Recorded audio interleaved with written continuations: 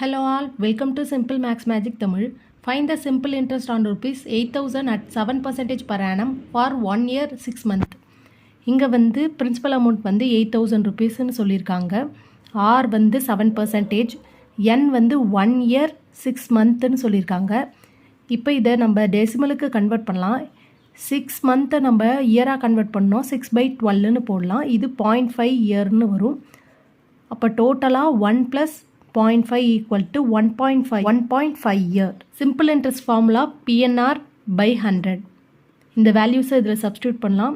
8,000 into 1.5 into 7/100. 20க்கு 20 cancel ஆகிடும். 80 into 1.5 into 7 வந்து 10.5. 80 into 10.5 வந்து ₹840 தான் இதோட சிம்பிள் இன்ட்ரெஸ்ட்.